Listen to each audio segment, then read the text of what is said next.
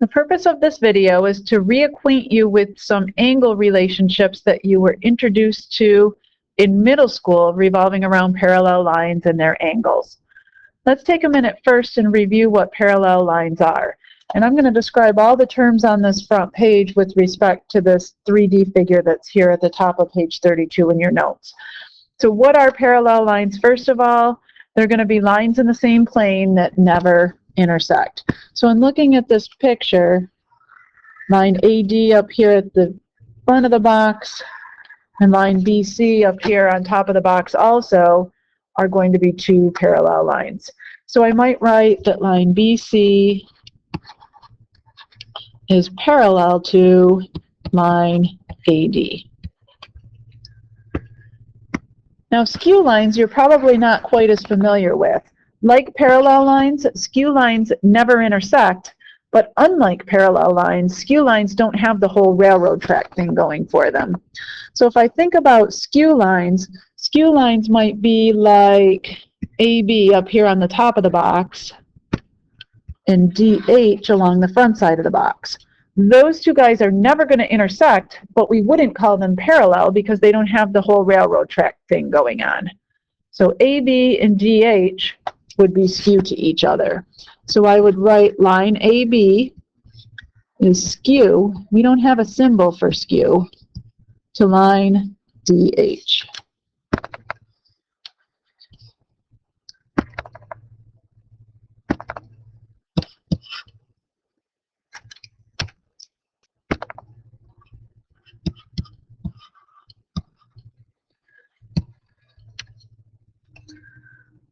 All right, and then parallel planes. If we think about planes as being a flat surface, parallel planes are going to be two flat surfaces that never intersect. So if I think the top of my box and the bottom of my box, or the front of my box and the back of my box, those are going to be my two parallel planes. Remember that we name a plane by using 3 points on the plane. So I'm going to call the top of the box plane ABC. I could have named it by naming any 3 points on that plane. So plane BCD would be the same as plane ABC. The top of my box plane ABC is parallel to the bottom, which I'm going to call plane EFG.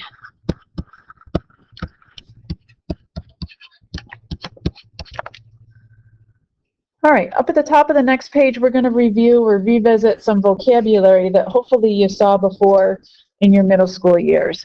Just so that we can have some frame of reference, I'm going to call this line on the top M, this line on the bottom M, N, and I'm going to call that line that intersects both of those line T. A transversal is a line that intersects 2 or more other lines at distinct points. Remember that we said vertical angles are non-adjacent angles formed by 2 intersecting lines. So in the picture, vertical angles here would be angles 1 and 3, 2 and 4, 5 and 7, 6 and 8. And I guess they want you to fill that in here. So one example of a pair of vertical angles would be angle 6 and angle 8. And vertical angles are always congruent to each other. That's important to know. Corresponding angles, this I think is the trickiest one to try to define. Corresponding angles are always going to exist on the same side of the transversal.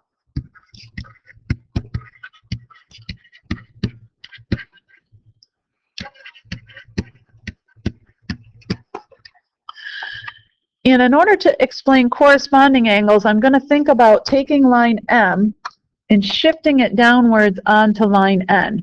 If I were to take line M and shift it downwards onto line N, angle 2 would automatically lie on top of angle 6. That makes those corresponding angles. Angle 3 would end up on top of angle 7, making those corresponding angles. And again, if I were to shift line M down on top of line N, angle 1 would end up on top of angle 5, and angle 4 on top of angle 8. Making those corresponding angles.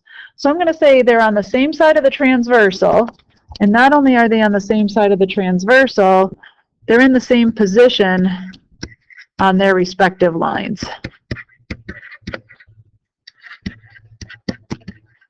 So we said some examples of this are angle 2 and angle 6, as well as angle 4 and angle 8. And there are a couple more pairs, but you get the gist, you get the idea.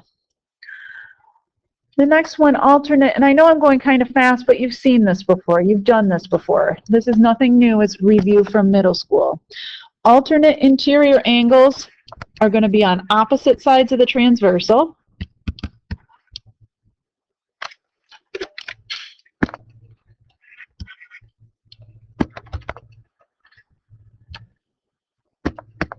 Wow, and this is getting a little bit frustrating with my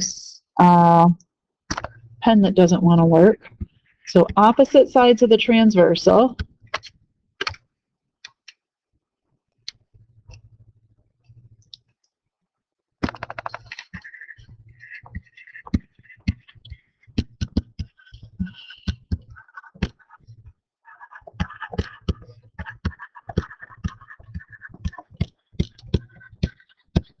And that word interior, just like I would go to Home Depot to buy interior paint for the inside of my house, these angles are going to be inside lines N and M.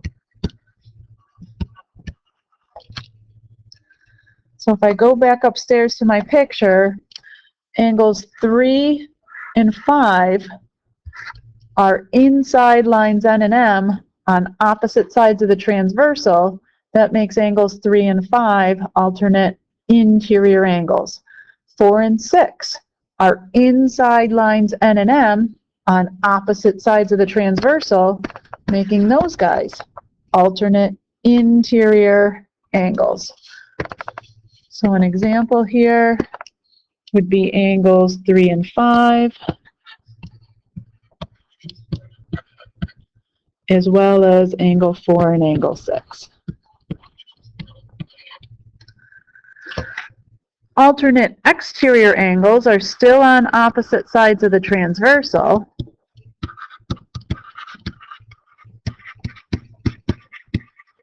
But just like exterior paint would be used for the outside of my house, these are going to lie outside lines N and M.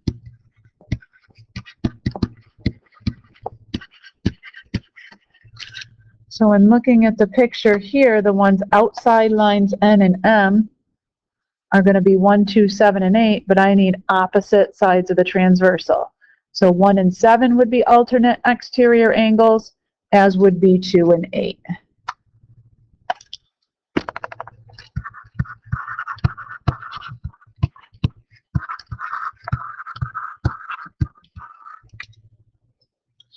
Same side interior angles, like the name suggests, these are going to be on the same side of the transversal.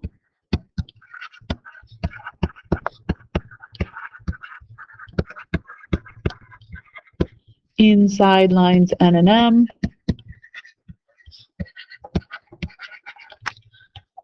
So a pair of same side interior angles would be angle 3 and angle 6, or angle 4 and angle 5.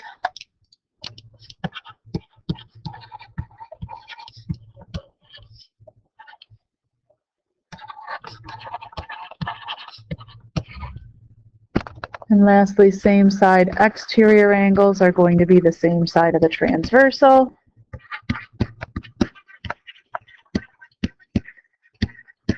But these will lie outside lines N and M.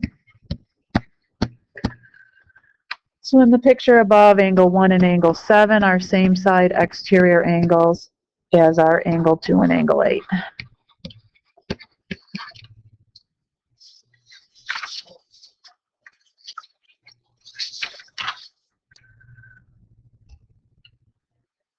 All right, at this point I'm going to have you pause the video and I want you to go ahead and complete the vocabulary words on page 34. Once you finish completing the vocab words, you can turn the video back on again and go fill in the blanks.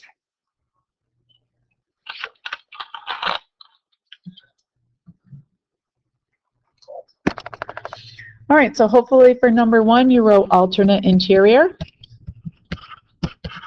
These guys are inside the 2 lines, but on opposite sides of the transversal. So I'm thinking about this line T as being my transversal, and lines A and B being my other 2 lines that are intersected. 6 and 10 are corresponding angles, because if I were to move line A over onto line B, they would be in the same position along that transversal. Angle 8 and 11 are same side interior angles, and I'm going to abbreviate that SSI for same side interior.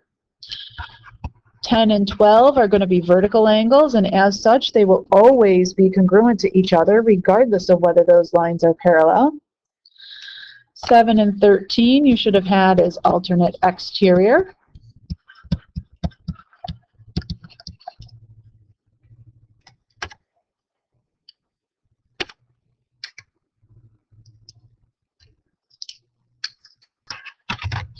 The next one, angles 10 and 8.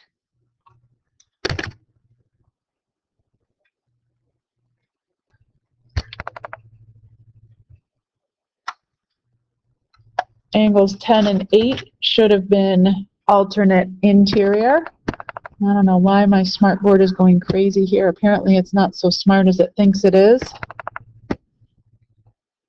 So these are alternate interior.